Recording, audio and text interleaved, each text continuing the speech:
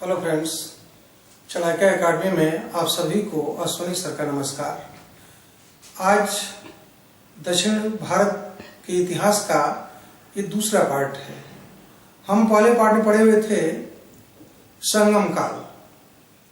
ये दूसरा लेक्चर है जिसमें हम चालुक्य और पल्लवों का उल्लेख करेंगे। आप बताया गया था पिछले वीडियो में कि संगम काल के बाद सुदूर दक्षिण में कलभ्र अंतराल आता है। कलभ्रों को बौद्ध मतानुयायी बताया गया था, उन्हें दुष्ट राजा बताया गया था। लेकिन 6वीं से 8वीं सदी तक के दक्षिण भारत के इतिहास में दो प्रमुख शक्तियों का उदय होता है, चालुक्य और पल्लव। इन दोनों के आपसी संघर्षों का इतिहास हम इस वीडियो के माध्यम से पढ़ेंगे। सबसे पहले देखते हैं वातापी के चालुक्य वंश। वातापी के चालुक्य वंश के इतिहास जानने का स्रोत क्या है? तो इंपॉर्टेंट है समकालीन ये अभिलेख है, ऐहोल अभिलेख। ऐहोल अभिलेख का चर्चा कई बार कर चुके हैं। ये पुलकेशिन द्वितीय के दरबारी रविकृत की रचना है। रविकृत ने इसे संस्कृत में कालिदास एवं भारवी किरातार्जुनीय के लेखक और कालिदास इनकी काव्य शैली के आधार पर किया है। लेखक ने यानी कि रविकृत ने लेख के अंत में कहा है कि उसने इसे लिखकर कालिदास एवं भारवी के समान यश प्राप्त किया। कई बार इस प्रश्न को पूछा गया है कि कालिदास या भारवी से किसकी तुलना की गई है, तो रविकृत की। नेक्स्ट, अजंता की गुफा। अजंता की गुफा संख्या 1 और 2 ये पुलकेशिन द्वितीय की काल की है। गुफा संख्या 1 में फारसी दूत को पुलकेशिन द्वितीय द्वारा स्वागत करते हुए दिखाया गया है, जबकि गुफा संख्या 2 में ईरान के शासक खुसरो और उनकी पत्नी सिरी का चित्र है। तो अजंता की गुफा और एक महत्वपूर्ण है ईरानी इतिहासकार ताबरी का विवरण। ईरानी इतिहासकार ताबरी इस बात का उल्लेख करता है कि ईरान के शासक खुसरो सेकंड और वातापी शासक पुलकेशिन द्वितीय के बीच राजनीतिक व कूटनीतिक संबंध था। अब पढ़ते हैं कि इस वंश का संस्थापक कौन था। तो इस वंश का संस्थापक पुलकेशिन फर्स्ट थे। पुलकेशिन फर्स्ट को वातापी के चालुक्य वंश का संस्थापक कहा जाता है। लेकिन सबसे महत्वपूर्ण शासक पुलकेशिन द्वितीय थे, हर्ष के समकालीन थे, जिनका काल 610 ईस्वी से 642 ईस्वी रहा है। आप जानते हैं कि प्रारंभ में इनकी दो समस्याएं थी, क्योंकि इनकी पिता की मृत्युपरांत उनके चाचा मंगलेश गद्दी पर बैठे थे। तो मंगलेश को भी ये पदस्थ करना था और कुछ विद्रोही उनके सामंत थे जो अपाइक आदि थे, इनको भी हटाना था। तो इन्होंने सर्वप्रथम अपने चाचा मंगलेश को अपदस्थ कर विद्रोही सामंतों अपाइकों को अपनी तरफ मिला लिया और यहां से एक तरह से मंगलेश को समाप्त कर दिया। इसके बाद सर्वप्रथम मंगलेश व विद्रोही सामंतों को हटाने के बाद वो गंग शासक से गंगवाड़ी छीन लिया। गंग नरेश, ध्यान रखेंगे कि गंग नरेश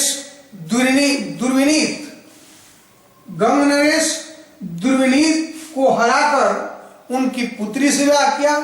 लेकिन दुर्विनीत एक विद्वान व्यक्ति थे, उनका स्वयं का एक ग्रंथ है शब्दावतार। उन्होंने गुणाढ्य की बृहद कथा जो प्राकृत भाषा में थी, हाल के दरबारी गुणाढ्य की रचना बृहद कथा ये प्राकृत में था और इन्होंने ही उसका संस्कृत में अनुवाद किया था। इसके अलावा भारवी की पुस्तक किरातार्जुनीयम पर उन्होंने टीका भी लिखा था। ये सारी उपलब्धियां द्विविनीत की रही और गंग शासक द्विविनीत को पराजित करके उनकी पुत्री से विवाह किया। नेक्स्ट, ये अब इनको हराने के बाद वो कदम शासक, कदम राज्य पर भी अधिकार किया। आप जानते हैं कि मयूर शर्मन नामक व्यक्ति ने ये कदम वंश की स्थापना की थी। इसके बारे में उल्लेख है कि यह मयूर बर्मन से श्रवण हो गया था और भारत में सबसे पहली बार इन्होंने ही छापामार युद्ध शुरू किया था। कदम वंश के संस्थापक मयूर शर्मन ने, और कहा जाता है कि इसने 18 अश्वमेध यज्ञ किया था। मयूर शर्मन यानी कि गंग कदम को हराने के बाद वो अपने और पूर्वी दक्कन के अभियान पर निकले। ये पूर्वी दक्कन के अभियान पर निकले, उसमें उन्होंने कौशल, दक्षिणी कौशल, कलिंग, थोड़ा सा हम इसको मैप के माध्यम से देखना प्रयास करेंगे कि इन क्षेत्रों पर ये वातापी के चालुक्यों का शासन था और इन क्षेत्रों पर कांची के पल्लवों का शासन था। ये चालुक्य थे और ये पल्लव थे। तो इन क्षेत्रों को भेद करने के बाद आप जानते हैं कि इसके उत्तर भारत के एक शासक सम्राट हर्ष से भी युद्ध हुआ था। तो अपने पड़ोसी राज्यों को जीतने के बाद नर्मदा नदी के तट पर उसका युद्ध हर्ष से भी हुआ था, जिसका विवरण एहोल अभिलेख में है कि चालुक्य पुलकेशिन द्वितीय ने नर्मदा तट पर हर्ष को हराकर मीन्स उत्तरापद स्वामी को हराकर परमेश्वर की उपाधि धारण की। तो इन सब राजाओं के हराने के बाद पुलकेशिन द्वितीय इस पूर्वी अभियान पर निकला और पूर्वी अभियान में ये दक्षिणी कौशल, कलिंग तथा विष्णु कुंडिनो, ध्यान रखेंगे, कलिंग और कौशल जीतने के बाद वह विष्णु कुंडिनो के राज्य पर आक्रमण किया।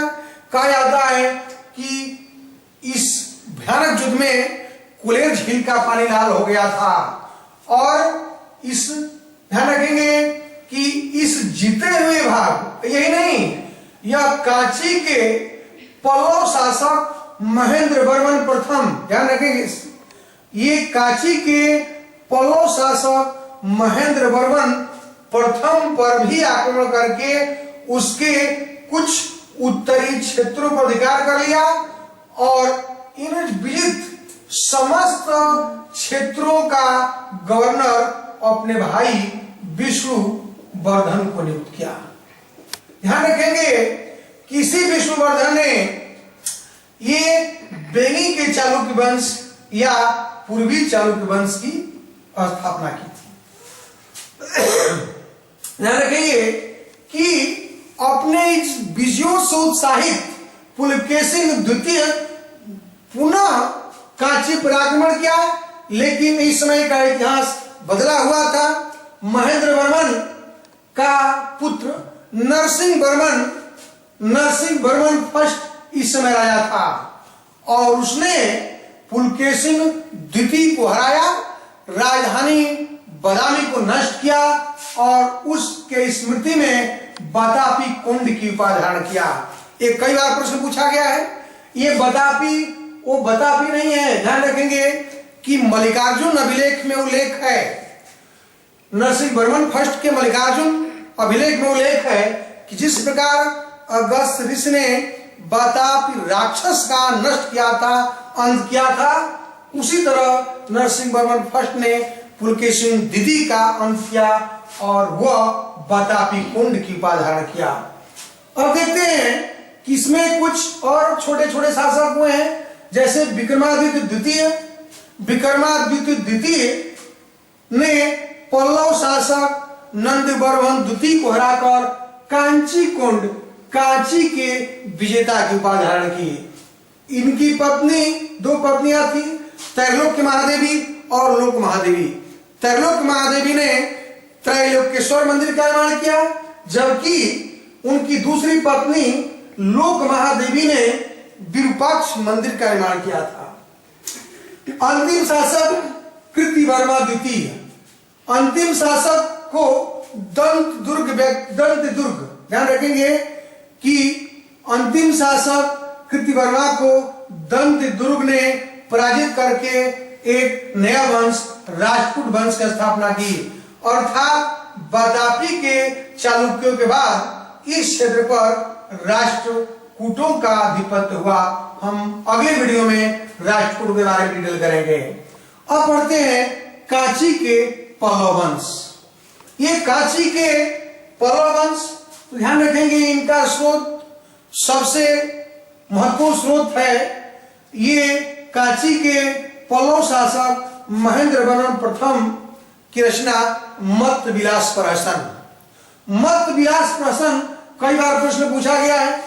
मत विलास प्रहसन में उन्होंने बौद्धों और कपालिक जो शैव थे, कपालिकों की हंसी उड़ाई है। ये कहा जाता है कि यह शैव थे, जैन धर्म को मानते थे, लेकिन संत अपर के प्रभाव से शैव धर्म अपना लिए थे। ध्यान रखेंगे कि ह्वेनसांग कांची गए थे पुलकेशिन द्वितीय के समय और कहे हैं कि नालंदा के प्राचार्य शीलभद्र कांची के थे और कांची के लोग बहुत ही विद्या प्रेमी थे। ध्यान रखेंगे कि कांची के पल्लव वंश का प्रथम राजा वैसे सिंह वर्मा मिलता है। हम समुद्रगुप्त के परिप्रेक्ष्य पढ़े थे कि उसने जो दश अभियान किया था, 12 राजाओं को हराया था, उसमें कांची के विष्णुगुप्त का भी नाम था। लेकिन इन महान पल्लवों का प्रथम राजा या संस्थापक सिंह विष्णु था 527 से 560 ईस्वी में। इसने अवनी सिंह, ये सिंह विष्णु संस्थापक ही नहीं था, बल्कि इसने अवनी सिंह, पृथ्वी का शेर, अवनी सिंह मतलब होता है पृथ्वी का शेर, अवनी सिंह की उपाधि धारण किया। और इसी के दरबार में किरातार्जुनियम के लेखक भारवी रहते थे। सबसे इंपॉर्टेंट बात जो प्रश्न पूछा गया है। अगला शासक नरसिंह वर्मन फर्स्ट महामल थे। महामल 630 से 68 ईस्वी तक राज किए और इन्होंने वातापी कुंड की उपाधि धारण किया था और पुलकेशिन द्वितीय को हराकर, हम अभी बताए थे, वातापी कुंड का उपाधि धारण किया था। और सप्त पगोड़ा मंदिर, एक नवीन नगर महाबलीपुरम या मामलपुरम नगर स्थापित करके वहां पर सप्त पगोड़ा मंदिरों का निर्माण किया था, जो 81 रथ हैं। ये 7 रथ हैं, वो एक ही पत्थर के काट कर बनाए गए हैं। कई बार प्रश्न पूछा गया है, वो धर्मराज रथ, भीम अर्जुन रथ वगैरह है। तो सप्त पगोड़ा मंदिरों का निर्माण करता ये नरसिंह वर्मन फर्स्ट थे। ध्यान रखेंगे अगला शासक नरसिंह वर्मन द्वितीय, जिनकी उपाधि राय सिंह थी। राय सिंह यानी कि राजाओं का शेर राय सिंह थी। इनकी विशेषता यह रही है कि इन्होंने चीन में दूतमंडल भेजा था और कांची के कैलाश मंदिर का निर्माण करता यही थे। लेकिन प्रश्न ध्यान देंगे, एक किलोरा का कैलाश मंदिर है जो राष्ट्रकूटों का है, वो एकाश मंदिर है। प्रश्न उसको पूछता है और थोड़ा आपको भ्रमित करने के लिए ये कांची के कैलाश मंदिर, तो कांची के कैलाश मंदिर और एलोरा के कैलाश मंदिर में अंतर समझ लीजिएगा। किलोरा का कैलाश मंदिर एकाश मंदिर है, उसका निर्माण राजपूत शासक किस प्रथम ने किया था, जबकि कांची के कैलाश मंदिर का निर्माण राय सिंह अर्थात नरसिंह द्वितीय ने किया था। उसी तरह महाबलीपुरम का सूर्य मंदिर, सूर्य टेम्पल, ये महाबलीपुरम का सूर्य मंदिर का निर्माण किया था। इनके दरबार में दंडित रहते थे, जिनकी रचना काव्यदर्श, दर्श कुमार चरित और अवंती सुंदरी कथा है। अवंती सुंदरी कथा कई बार पूछा जा चुका है, तो इनके अन्य 3 रचनाएं भी रही हैं, 10 कुमार चरित, काव्यदर्श और अंध सुंदरी कथा। और इस वंश का अंतिम शासक अपराजित 880 से 903 ईस्वी। पल्लव वंश का अंतिम शासक अपराजित को चोल राजा आदित्य प्रथम ने हरा लिया और यह तोडमंडलम का स्वामी हो गया। यानी कि अब पल्लव के स्थान पर एक नवीन वंश, ये चोल वंश की स्थापना हुई। ये बतापी के चालुक्यों के अवशेष पर राजपूत वंश आए और यहाँ पर विष्णुवर्धन द्वारा स्थापित बेनी के चालुक्यों को हम पढ़ेंगे। तो अगला जो त्रिपक्षीय संघर्ष होगा चोल, बेनी और राजपूतों के बीच होगा। ये ध्यान रखेंगे। हम इसके साथ एक टेस्ट पर भेजेंगे जो प्रश्न आए हुए हैं और इनको आप लोग रिवीजन कर लीजिएगा। ये फ्रेमिंग बहुत महत्वपूर्ण है, ध्यान रखेंगे। बिना इस फ्रेमिंग के आप सफलता नहीं प्राप्त कर सकते हैं, ये मेरा दावा है। इसलिए पढ़ते समय ये मैं आप लोगों के लिए लिखता हूं, फ्रेमिंग आप लोगों के लिए करता हूं और आप इसको पढ़ें और लिख करके एक फ्रेमिंग तैयार करें। तब तक के लिए धन्यवाद।